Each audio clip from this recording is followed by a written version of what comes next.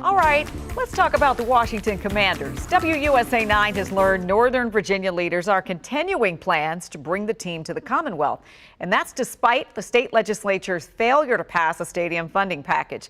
Chief investigative reporter Eric Flack has been all over this story. Flack, I'm scratching my head because a lot of us thought this deal was dead after last week. Yeah, and Leslie, I was one of them. But apparently the Virginia idea is not dead. And with every passing month without a stadium deal, it raises the possibility the Commanders could play in a place no one really likes, aging FedEx Field, and they might be there even longer than fans expected.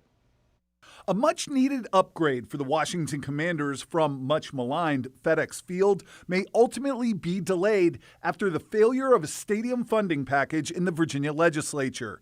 But today, Virginia Governor Glenn Youngkin stressed the deal is not dead. The legislature has decided that they're gonna pass on this for the time being.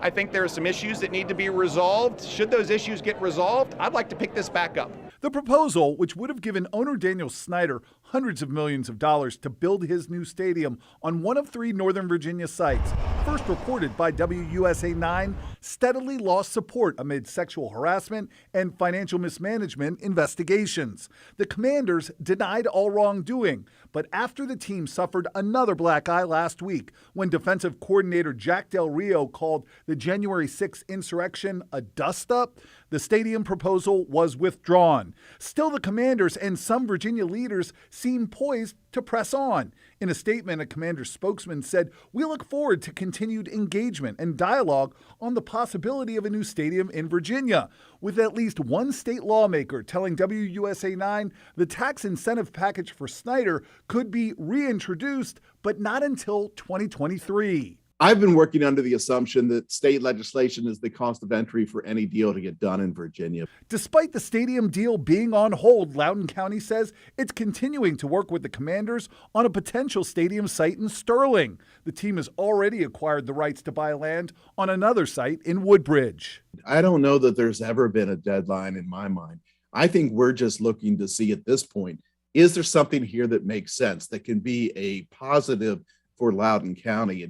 But if the Commanders put off a stadium location decision until next year, it pushes back completion of the project, meaning the Commanders, who were once expected to leave FedEx Field when its lease ends at the end of the 2026 season, could be playing there even longer. When asked if that was a possibility, the team declined comment. The FedEx lease ends in 2026, but since Snyder owns the stadium and the land, he can keep the Commanders there as long as he needs to. Prince George's County remains a possibility for the team's new home, but the state has also refused to give Snyder taxpayer money.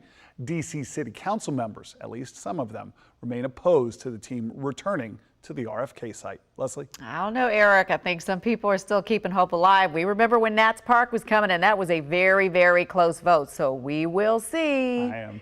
We will see. All right.